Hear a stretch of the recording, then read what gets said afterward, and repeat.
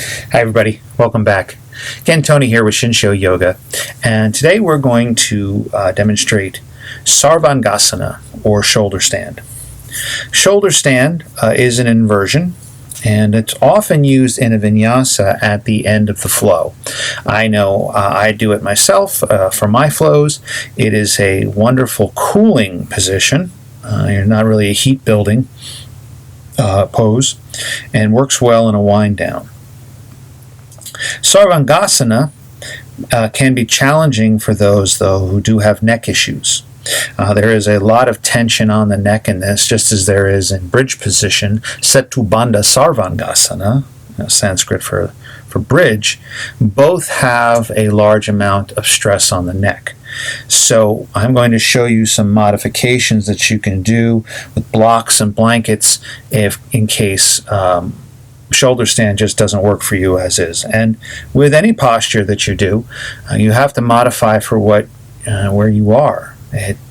You don't want to push yourself to where you get hurt. We want to have an honest intention in our practice, and we want to put in an honest effort. We just don't want to mail it in and say, oh, well, that's hard, I won't do it, or that's uncomfortable, I won't do it. We need challenges, and we need to be uncomfortable to grow, but you have to have enough body awareness, body intelligence, to know where your body is and what you can and can't do. I have a moderately degenerated disc in my neck, C4, C5, right, and cervical spine up here. So it can cause me some neck issues. So I have to be mindful in any type of postures that I do that put stress on my neck. Shoulder stand, fortunately, doesn't bother me. I know how to do it properly. Neither does bridge, but headstands will. So for many years, I never did headstand. I had to teach myself how to do headstand properly. Once I became a teacher, I basically sat down and said, well, how would I show a student how to do this properly? And I came up with a way, and I won't do headstand without a wall. And also, I don't like to do tripod headstands. I like to do the traditional headstand because it's just less stressful than I find the tripod. The tripod really puts pressure down on my neck, where traditional seems to spread a little bit more out across the arms. But we're not talking about headstands today. We're talking about shoulder stand. The benefit of shoulder stand, Sarvangasana, is it is a detoxifying flow or detoxifying pose because it's an inversion. Anytime we invert in yoga, it's considered detoxifying because our body is working the energy of gravity, right, is now working against blood flow in the opposite direction. So generally, we are upright beings, right? We stand on our feet, upright. We're not upside down. So the body is used to having to allow blood to flow down one way and pump it up another. When we invert, gravity now has a reverse effect, where the body is used to letting it flow one way and let it pump the other. Now it's working against that. Okay? Now it's not working against it in the way that, it's like the Hoover Dam or something where you've got to hit different valves to get it going. But the subtlety in the difference gets the energy to move differently throughout the body and makes the muscles work differently in order to pump the blood. Know that it's just not your heart that pumps blood throughout your body. Your entire blood delivery system, veins, capillaries, arteries, they move in sync with the heart to move it.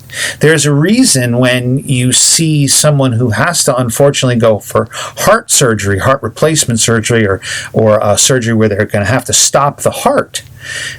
You notice the machine they don't roll in is just a little thing that they put on the table and plug it in and go, here you go. It's a gigantic machine that moves the blood throughout the body. The reason is it's not just the heart. The heart is the main pump, but all of the vessels throughout the body where you move blood move with the heart. Very small amounts. And it's all of those subtle amounts that move the blood. Now that you are inverting and gravity has a different force on the blood, that all has to work differently. And the way it's viewed in yoga is that helps to remove things that are stuck throughout the body. That is detoxification by reversing the flow. Just as if you had a vacuum cleaner and you had the tube from the vacuum and it's all filled with dust and dirt. Well, you go from the backside with a brush and push it out. You don't go the same direction, the same flow as it's laying down. You go against the grain. And that's the basic concept in yoga, is that we're going against the grain, against the blood flow. And all of that has a effect throughout the whole body, energetically, physically. I like shoulder stand personally myself. I like to be in it, but it can be a challenging posture. And again, neck issues are an issue, can be an issue in the process. So some of the things I'm going to demonstrate in a moment, but something to be mindful in this posture. Never turn your head in it. If you are doing bridge, shoulder stand, or if you're in a headstand, anytime there's pressure on the neck, never turn the head. Don't look around the room. Don't see if your teacher's demonstrating, oh, let me try. My teacher one time came by when I was in the posture, and he says, looks good. And he was standing over here, and I turned and looked, and I was like, ugh. And my neck, you can easily tweak a vertebrae. There's a lot of pressure on the neck.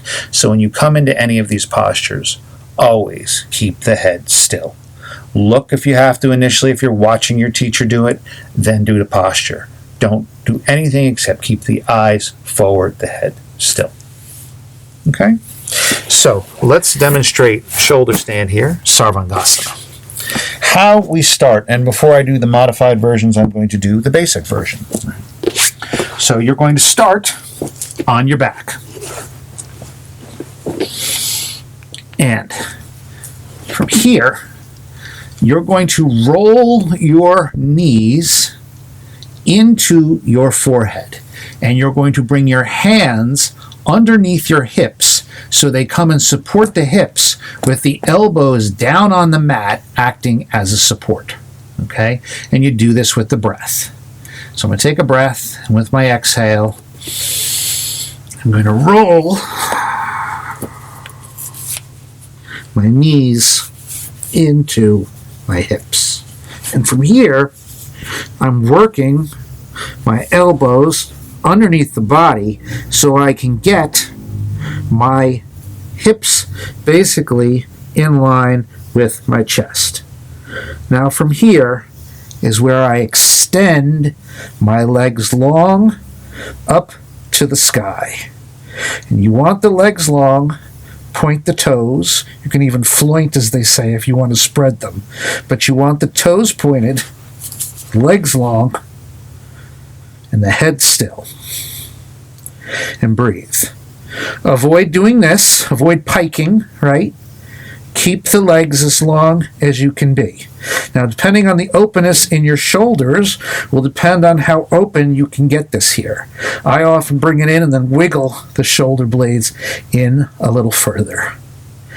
Legs are long, toes pointed, head is straight forward, hands under hips to support, and we breathe.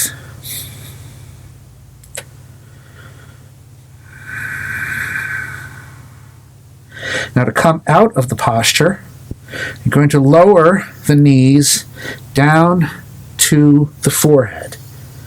You'll take the hands down as brakes and slowly, using your core, begin to roll out.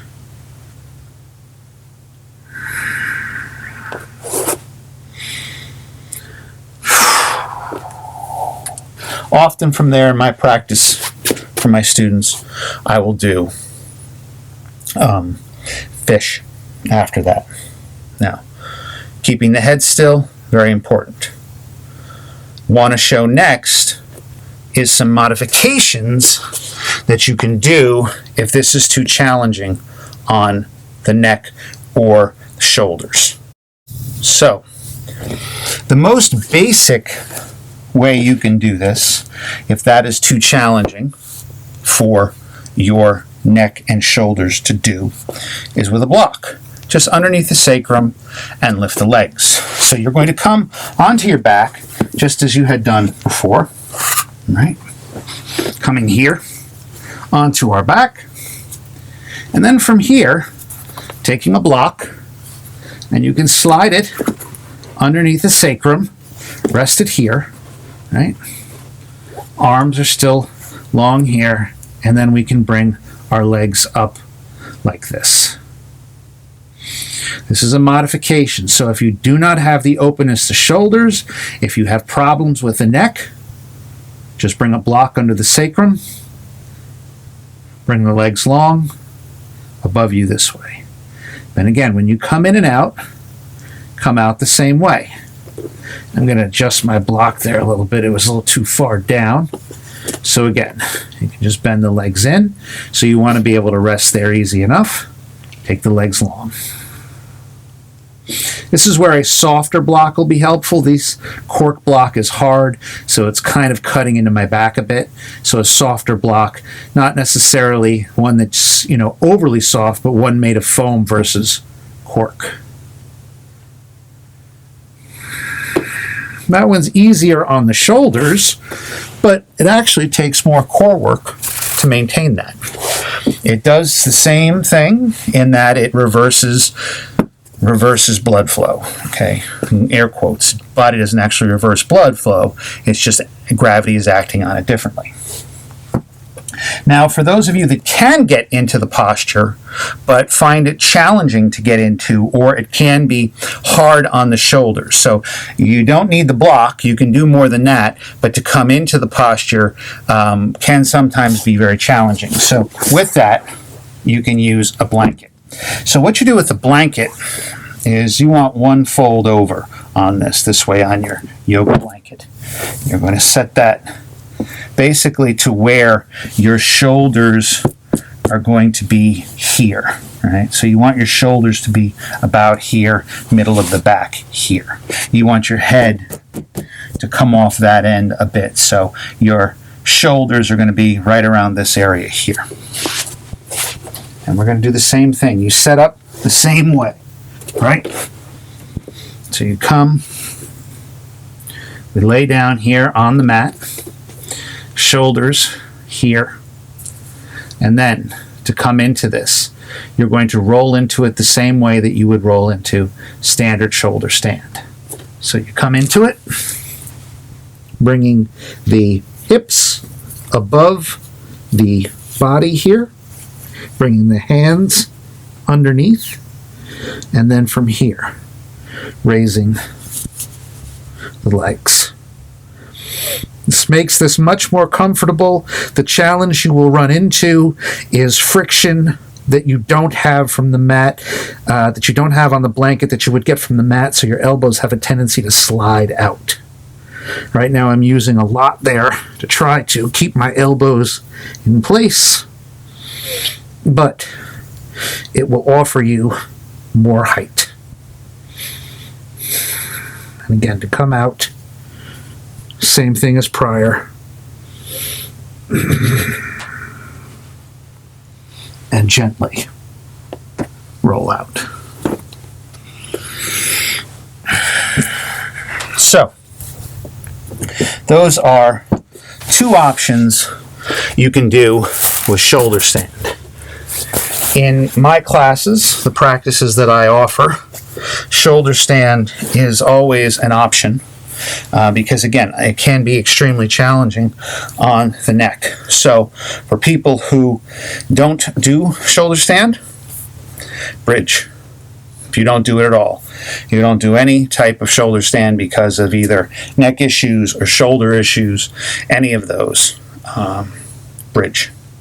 One thing, you can see I've got this ball of hair back here if you have that too. That can be a bit of a challenge when you do it. Sometimes I like to take my just hair out long and just press it back out that way. So for those of you that have long hair like I do, because as you get back on this ball and it presses into the neck, it can make it more challenging. So just something to be mindful of if you have longer hair. But again, inversion, detoxifying, cooling, at the end of a practice is where I recommend it.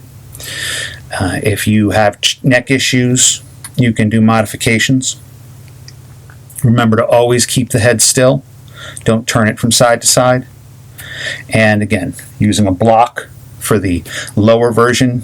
Again, the cork block is not my preferred one for that because the edges are hard, and as you come up, it's not perfect. So you want to kind of lay into it a little bit. So a softer block, a foam block will give there. Or using the blanket. Sometimes people will roll up their mat like this and do it that way. And this will go under their shoulders and their head goes here. Different for each person. So that's shoulder stand. At the end, just breathe. Make sure when you're in the posture, you're breathing. Don't hold your breath. Right? As of all the postures, follow the inhale, follow the exhale. And as the thoughts arise, acknowledge them, allow them to pass by, return to the breath. You're going to have a lot going on in a class when you're taking your practice. You just close the eyes, let the legs go long, and breathe. And any level is good. All right. So that's all for today. Thanks again for watching. If you have any questions or comments, feel free to leave them below. Namaste.